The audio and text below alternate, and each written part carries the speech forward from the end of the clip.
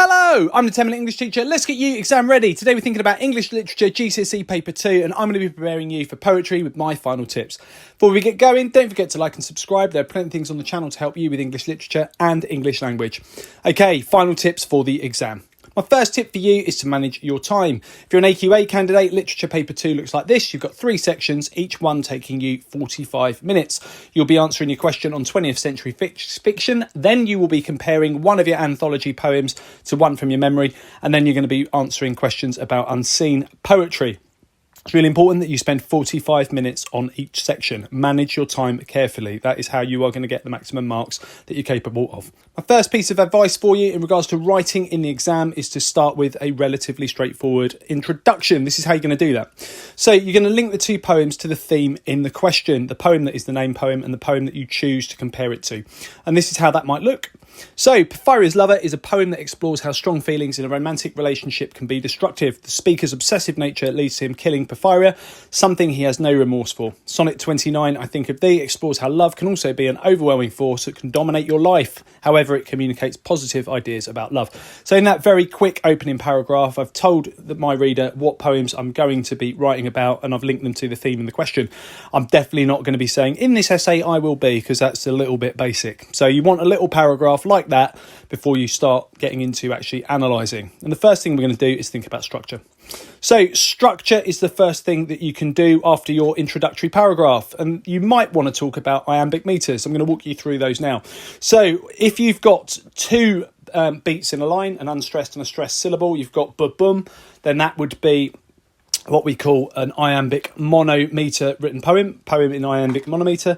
If you've got 2, ba-bum, ba-bum, it's dimeter. If you've got ba-bum, ba-bum, ba-bum in a line, trimeter. Then if you've got 4 pairs, you've got tetrameter. Then you've got pentameter, which we know from Shakespeare, and hexameter. You won't get an unseen poem written in hexameter when it comes to that section of the exam because it probably won't fit on the paper. But there is a way that I remember the iambic meters. We've got My Dad Threw the Prince's Hat. So when it comes to unseen poetry, you might be able to spot the meter and think about why that meter might have been chosen. And when you're writing about the poems from the anthology, you can think about whether or not a meter like that has been chosen, and if so, why.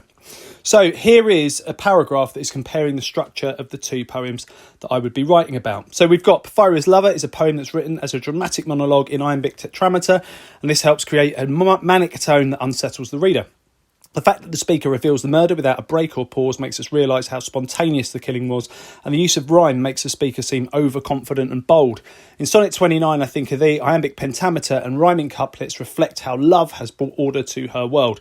So in that paragraph, I've just explained that I understand the structural choices of both and whether or not they're similar or different. Nice and straightforward. If you want to keep it really simple, do they rhyme or not? And is there a meter, or is there a meter that has an effect, or is there an irregular meter if not? So that's what we do for our second paragraph. And after that, we're going to be analysing the language in the poems. So you need to analyse and compare 3 or 4 quotes from each. You've only got 45 minutes for this section of the paper when you're writing about anthology poetry, so you really do need to get cracking. You're going to be writing that very quick introduction, linking the poems to the theme in the question. Then you're going to be talking about structure, and then it's time to think about quotes. Here is a quote from Porphyria's Lover. The sullen wind was soon awake.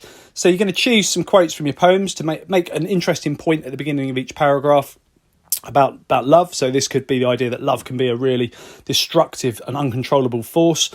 And then you can bring in your quote. So here's a quote that I'd be using. The sullen wind was soon awake. And then you're going to try and say as much as you can analytically about that quote. Here's a few things that you could say if you get to use this one on the day.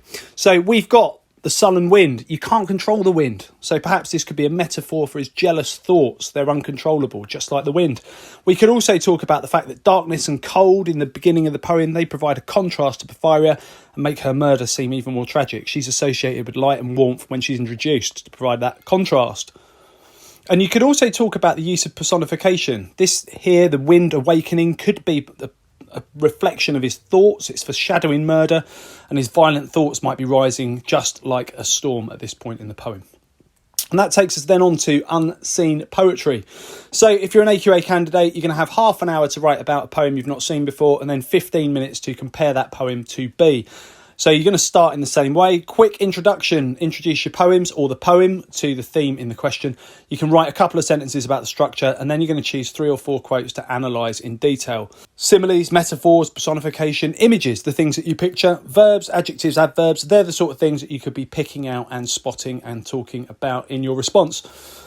Section B, you're going to do the same sort of thing, quick introduction, couple of sentences, then you're going to write about structure, and then you're going to talk about a couple of quotes from each. If you can copy from before. Whatever you said about structure, if you chose an interesting simile or metaphor that you've analysed already, you can say exactly the same thing here. You're basically being given 3 marks for still being in the game after the 2-hour mark. So make sure that you're being sensible and thinking about what you've said before. Say it again, that's all good. But do remember that you only get 8 marks for the final part of it. You do want those marks, but you also definitely want to spend the right amount of time on section A. It's worth 24. So to take it further, watch the video back and you do the talking. Be the teacher. You might want to check out some of the quotes to know without looking videos for love and relationships poetry that are on the channel. And there are lots of guides to both power and conflict poetry, if that's what you studied in your school, and love and relationships, if that's what you studied in yours. Let me know how you get on in the comments section, and best of luck in the exam. Okay, check out the other videos on my channel. I'll continue to add content. Feel free to ask something you'd like to see me cover in the comment section. Don't forget to like and subscribe and share, and keep revising.